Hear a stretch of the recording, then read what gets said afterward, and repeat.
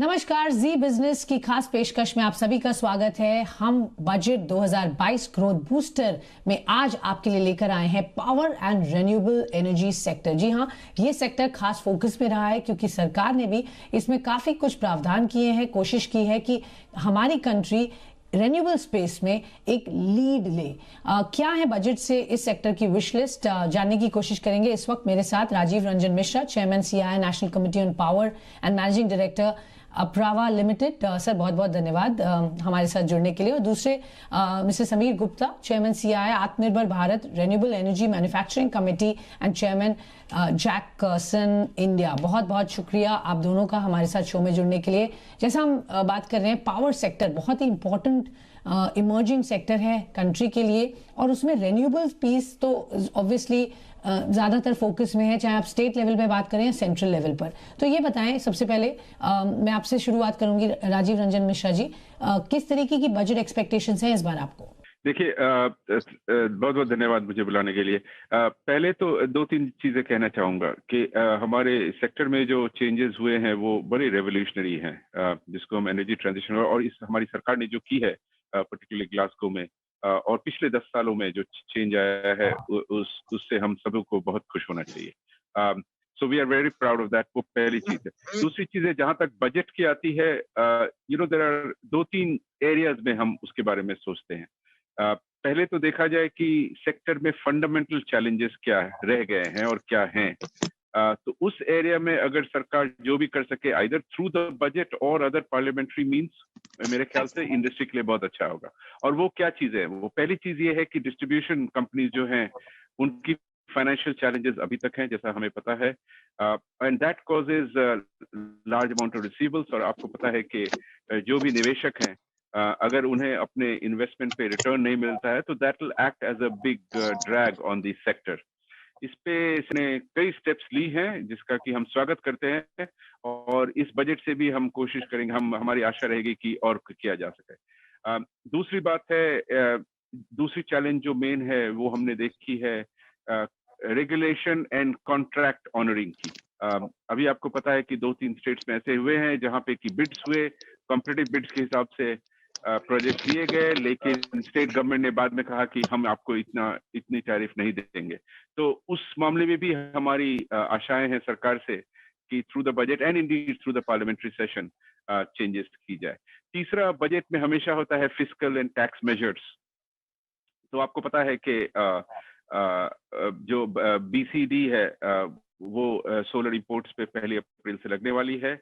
ये अच्छी बात है एज लॉन्ग एज जो हमारी पीएलआई स्कीम है फॉर मैन्युफैक्चरिंग, एंड मेरे मित्र समीर जी इसके बारे में ज्यादा बताएंगे आई एम श्योर, उसका पूरी तरह इम्प्लीमेंटेशन किया जाए। कुछ और चीजें हैं। इलेक्ट्रिसिटी अभी भी जीएसटी के बाहर है। हम सोचते हैं कि अगर उसे जीएसटी में इंक्लूड किया जाए तो ultimately it will benefit the consumers by reducing the cost. तो हमारी सरकार से ये भी रिक्वेस्ट रहेगी कि उसे कंसिडर किया जाए, और कुछ और जो normal ease of doing business tax administration है, उस मामले में अगर the government continues it improve then that will be helpful. Okay, sure. तो आपने काफी सारी बातें बताई जो सरकार को यहाँ देखनी चाहिए सेक्टर की ग्रोथ के लिए। समीर गुप्ता, मैं आपके पास आना चाहूंगी। आपसे पहले तो आपकी विश लिस्ट जानना चाहूंगी, स्पेशली रेन्यूएबल एनर्जी को आप लीड करते हैं, उस स्पेस में क्या देखना चाहते हैं सरकार, और क्या करे जिससे हम ग्रोथ देख पाए और कैपेसिटी एडिशन देख पाए रेन्यूएबल स्पेस में? So, जो राजीव जी ने बोला उसको I will just add to some points on that, particularly PLI का जो उन्होंने पॉइंट रेज करा। So I think PLI scheme, what has been introduced for RE it has got a very good response from all the stakeholders, and it gives a very strong message to people all around the world that India is very serious in their RE commitments. I think ये एक बहुत बड़ा positive है, and I think Indian manufacturers के लिए golden opportunity है to play a very significant role in the global supply chain.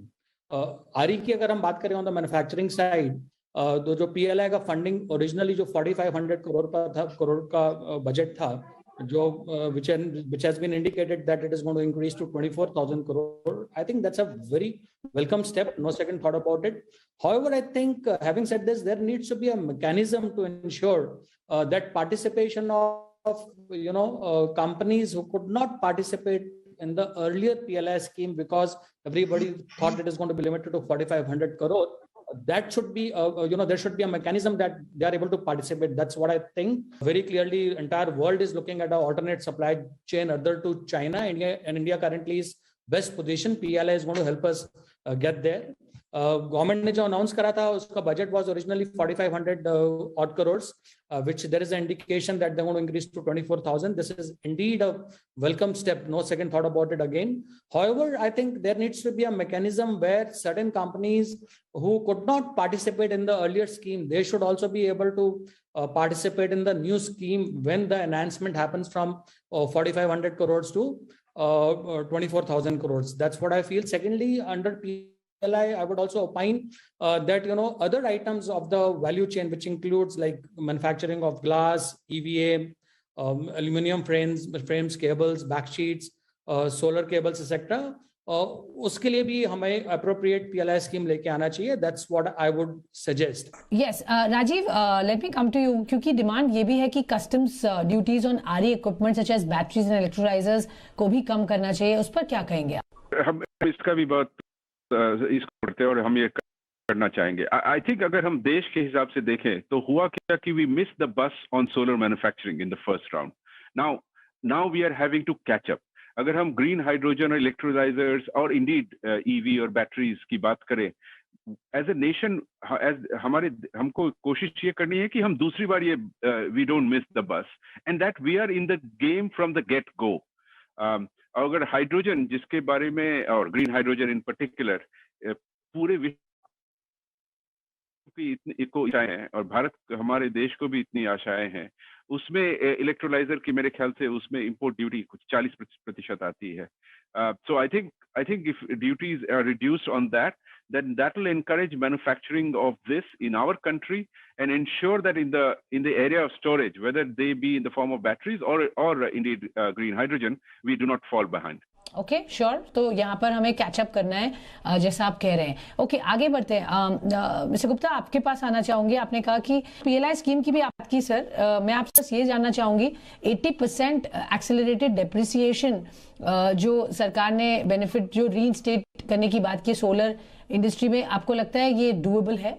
देखिए, fundamentally even if we look as of today, अगर आप सोलर पावर प्लांट को या आरई पावर प्लांट को commission कर लेते हैं within for 180 days, it remains commission within a financial year, probably you can take accelerated depreciation of 40% plus 20%, which to my mind is good enough. Can we increase it to 80%? Answer is yes, you can certainly increase it. But at least my view is, the cost of power from solar is so competitive than any other conventional sources. Even at the current rate of accelerated depreciation, it is a perfect business case. I feel that since it is a business case in itself, by adopting solar power or renewable energy, irrespective whether we get 80% depreciation or 60% depreciation, industry can be a lot more competitive both within the country and globally. So we must adopt it. That this should not be a big deterrent for us to adopt solar energy is my view. Okay sure. I think it's a fair point. Rajiv, आपके पास आना चाहेंगे. तो जो हम overall power की consumption की बात कर रहे हैं इस वक्त कंट्री में, और जिस तरह से डिस्कॉम्स प्राइवेटाइजेशन की तरफ सरकार ने कुछ कदम उठाए थे, वो आपको लगता है एक अच्छा कदम है और आगे आप होपफुल हैं कुछ और discoms will be open up for privatisation, and उसका क्या आउटकम आप देखते हैं? जी हाँ, ये first and foremost we are very supportive. जो सेंट्रल गवर्नमेंट की जो ड्राफ्ट इलेक्ट्रिसिटी बिल है अभी तक अनफॉर्चुनेटली पार्लियामेंट रिप्रेजेंट नहीं हो पाई है, और उसमें इसका प्रावधान है it will also increase competition for the ultimate consumers. और सचमुच में अगर देखा जाए, इलेक्ट्रिसिटी इतनी पॉलिटिसाइज्ड सेक्टर है कि लॉन्ग टर्म में प्राइवेटाइजेशन ही उसका अल्टीमेट सोल्यूशन है. Particularly privatization not as monopolies but privatization with competition. I think that will be the perfect mix. So we are very very supportive. Now ये concurrent list में आती है तो central government UTs की को privatise कर सकती है, लेकिन वो तो काफी कम है. Ultimately the state governments have to buy in it, and उसके लिए we are really only looking forward to the electricity bill. वो जल्दी से जल्दी पार्लियामेंट में प्रेजेंट हो जाए और पास हो जाए, then that will open the ways for this to happen in more states. Okay, but बहुत सारे stranded gas based power projects हैं, उन पर आप क्या एक्सपेक्ट कर रहे हैं? सरकार को किस तरीके का रिवाइवल प्लान उन्हें इम्प्लीमेंट करना चाहिए? ऑफ कोर्स इंटेंशन बहुत समय से है, but really not finding many takers. या एक्चुअली अगर मेरी कंपनी का भी एक गैस फायर्ड पावर प्लांट है और 20 साल से 25 साल से, और and that is one area where I have to say we all have are losing hope. देखिए, अगर if we take a step back, पूरी दुनिया में हम देखें, और समीर जी भी आई एम क्वाइट श्योर इसका समर्थन करेंगे, every country which is going through an energy transition has chosen what is popularly called a transition fuel. कि ओवरनाइट आप जा नहीं सकते तो कोल को बंद कीजिए, पहले एक ट्रांजिशन फ्यूल पे जाइए, टिपिकली वो गैस होती है, and then by that time battery storage together with solar and wind will take over the entire load. हमारे देश में प्रॉब्लम क्या है कि सारे स्टेट्स की, because of the politicisation of the sectors, वो एक ही चीज देखती हैं, which is the lowest cost. Now gas is an international commodity which is sold at international prices, and unfortunately therefore it is unlikely to be the lowest cost producer. उसके कई हमने potential solutions दिए हैं, जैसे अगर renewable purchase obligation होती है वैसे गैस परचेज ऑब्लिगेशन हो, टैक्सेस एंड ड्यूटीज कम हो। ये कोई रॉकेट साइंस नहीं है, it's a question of having carrots and sticks which makes gas fired power plant more affordable. But unfortunately मैं आपसे एग्री करता हूं कि अभी तक जितनी भी चीजें ट्राई की गई हैं, कोशिशें की गई हैं, वो सफल हुई नहीं है, और आगे भी क्या होगा ये कहना बड़ा मुश्किल है। बिल्कुल। सो यहाँ पर अगर सरकार कुछ क्लैरिटी, जी बिल्कुल। I would just like to add one point to the gas thing what Rajiv ji just said. I think हमें opportunities explore करनी चाहिए where we can use a blended fuel which is hydrogen plus gas. That might improve the viability of these projects which are stranded. So this is one thing we must explore to my mind, and budget can have some provisions where there could be given, there a push could be given to explore these new technologies. Okay, sure. Okay, यहाँ पर budget से आपने इसको link किया, वहां पर कुछ अगर प्रावधान किए जाएं इस बजट में टेक्नोलॉजी की हेल्प से, अगर इसको हम बेहतर बना पाए। ऑल राइट, बट सर आप ही से मैं पूछूंगी मिस्टर गुप्ता, लास्ट बजट में हमने देखा रोल आउट हुआ hydrogen mission. Now hydrogen produce जो हो, एनर्जी यूज के लिए कमर्शियली वायबल हो येट कॉस्ट इफेक्टिव हो, कैसा अभी तक एक्सपीरियंस रहा है, और आपको जो स्टेप सरकार ने लिए उस डायरेक्शन में आर दे सैटिस्फैक्टरी? देखिए, one thing is very clear that hydrogen is the only long-term solution. I think that we are all convinced. It doesn't call for a debate at all, and it will help us achieve many objectives, चाहे वो self-reliance का हो, energy security का हो, carbon neutrality का हो। I think direction जो इस country ने लिया है बिल्कुल perfect direction है। We can take many steps even in the upcoming budget where potential of hydrogen can be further unlocked. Some of the thoughts which come to my mind are, there could be PLS schemes for manufacturing of electrolyzer and fuel cells, which will play a big role in unleashing potential of hydrogen. Then I think budgetary support ho sakta hai. There could be incentive and low cost finance availability for promoting pilot projects on hydrogen, knowingly well, just for example कि gas आज competitive नहीं है, we know for fact hydrogen competitive नहीं है, but hydrogen का जो road map है 5 to 10 years out, it is going to become very competitive. So if we can support certain pilot projects by budgetary allocation, that's going to be good. Thirdly, I think we should promote and incentivize use of hydrogen for distributed energy. Distributed energy is the way to go in future. उस पर हमें focus करना चाहिए. Fourthly, I think जो smart cities की हम बात करते हैं उसके अंदर अगर हम अभी से प्लानिंग करके अंडरग्राउंड पाइपिंग का इंफ्रास्ट्रक्चर क्रिएट करें which can be suitable for transportation of hydrogen going forward 5 years 10 years out, वो हमें बहुत हेल्प करेगा. So these are the few things I think we can do which will help us unleash the potential of the hydrogen mission. Sure. तो ये तो हुई hydrogen mission की बात. यहाँ पर जो चीजें सरकार को थोड़े और फोकस करनी चाहिए to make this mission successful, वो आपने बताई. राजीव जी, मैं आपके पास आऊंगी. पावर फॉर ऑल सरकार का हमेशा का एक बहुत बड़ा एक नारा रहा है, उस डायरेक्शन में कुछ काम भी हुए हैं, बट आप बेहतर जानेंगे ऑन ग्राउंड क्या अभी सिचुएशन है और हम कितने दूर हैं from achieving this dream for power for all, और क्या दिक्कतें आ रही हैं अगर इस ऑब्जेक्टिव को अचीव करने के लिए? Very good question. देखिए, again one has to give credit to the government. जो getting all villages on the grid has been an amazing achievement. अभी जब हम कहते हैं power for all, तो उसको हमें define करना पड़ेगा. Exactly do we mean power for all at all times? वो अभी नहीं हुई है. अगर आप रूरल एरियाज में जाएं तो अभी भी 12 से 16 घंटे डिपेंडिंग ऑन किस स्टेट में और किस मौसम में आप जाते हैं, आपको मिलेगा.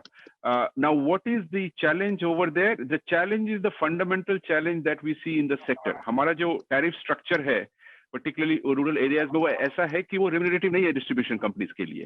तो अगर वो ग्रिड से कनेक्टेड भी हो तो कई बार उन पे कमर्शियल प्रेशर रहता है कि भाई हम अगर उन्हें हर एक समय में पावर देंगे तो हमारी लॉसेस और बढ़ जाएंगी. तो अल्टीमेटली उसका भी सोल्यूशन यही है, पूरे सेक्टर को अगर हम वायबल बनाए financially, where tariffs are either cost reflective. Tariffs are always cost reflective. अगर सरकार को किसी को भी सब्सिडी देनी है तो थ्रू बेनिफिट ट्रांसफर जो हमारे वल्नरेबल सेक्शंस हैं वो हो जाए तो मेरे within years we will see, because हमारे यहाँ कैपेसिटी की कमी नहीं है. As you know over nearly 400 gigawatt capacity है और अभी भी पीक डिमांड 200 गीगावाट के आसपास ही है. So I think everyone in the country can be supplied and true power for all can be achieved as long as जो हमारी commercial challenges है on this sector उसे हम resolve कर सकें. Okay, all right. वहाँ पर कुछ जो दिक्कतें वो रिजॉल्व कर पाए जो आपने बताई. क्विकली मिस्टर गुप्ता, आपके पास एक आखिरी सवाल आपसे जानना चाहेंगे. पावर फॉर ऑल की तो हमने बात की, बट रेन्यूएबल्स में मैं पर्टिकुलरली ये जानना चाहूँगी क्योंकि सरकार का खास फोकस है और आपने देखा प्राइम मिनिस्टर मोदी बहुत प्लेटफॉर्म्स पर इसकी बात करते हैं, चाहे सोलार हो या विंड हो, हमें एज अ कंट्री लीड लेना है. तो मैं आपसे समझना चाहूँगी रेन्यूएबल्स के जो अभी तक पॉलिसीज निकाली गई हैं उनमें कुछ स्पेसिफिक आप एक्सपेक्ट कर रहे हैं होना जिससे प्राइवेट सेक्टर इंडस्ट्री कमिट कर पाए, कितनी कैपेसिटी एडिशन वो करेंगे. तो ऑलरेडी एग्जिस्टिंग कुछ कैपेसिटीज हैं but obviously they are not enough. तो कितना अमाउंट है जो private industry is ready to commit to renewables sir? So, one thing is, which is a challenge today is high volatility in raw material prices and disrupted supply chain. This is something which is actually damaging all the power producers or anybody who is involved with the ecosystem is facing some kind of a problem. Second problem is unexecuted, pipeline of projects. There is a pipeline जो execute हो नहीं पा रहा है. Land के issues हैं, हमारे पास funding issues हैं. तो 4-5 थॉट्स मेरे माइंड में आते हैं straight away from policy stand point. One is जो करंट प्रोजेक्ट्स हैं उनका एक्सटेंशन ऑफ कंप्लीशन पीरियड मेरे ख्याल से इस बजट में अगर सरकार दे दे तो it is going to be good for power producers because it may help them control the cost of the project which was getting kind of uncontrolled. Secondly, मुझे लगता है if government can think about compensation on electricity tariff due to change in law after imposition of BCD, which Rajiv जी ने बताया 1 April से impose हो जाएगी. That is also going to do some good to the power producers. I think government can also facilitate and have some guidelines where RE project should get started only once land acquisition is almost fully done. This is something we have seen happening in the road sector. I think even power sector is equally important where particularly renewable जहाँ पर land requirement is huge. Unless and until 90%, 100% acquisition land का ना हो जाए, there should be a policy guideline where we don't land up starting investment on that project. And finally, I would say cost of finance is a very important factor. I think there needs to be a mechanism where loan should be, availability of loan should be there even during the construction period. अगर हम ये सब चीजें कर लें तो मुझे नहीं लगता कि there is going to be any reason why 25 to 30 gigawatts per year cannot come, which means the investment अगर हम इसको 5 लाख पर मेगावाट लेके चलें तो it can be as high as 70-80,000 और 1 lakh crore a year, provided ये 3-4 जो बैरियर्स हैं इनको हम एड्रेस कर सकें. ऑल राइट, तो ये कुछ बैरियर्स हैं जो सरकार अगर एड्रेस करे तो इंडस्ट्रीज गंग हो, they are ready to invest more than 1 lakh crore worth of investments every year in the space of renewables और capacity addition भी यहाँ बढ़ेगी. Of course जो कुछ छोटी बातें बताई गई हैं वो सरकार को देखनी है. देखते हैं इस बजट में क्या सरकार करती है renewables and power sector के लिए. उम्मीद है कुछ ना कुछ इंटरेस्टिंग यहाँ पर अपडेट जरूर आएंगे. बहुत बहुत धन्यवाद आप दोनों का ही हमारे साथ जुड़ने के लिए और हमें समय देने के लिए. धन्यवाद.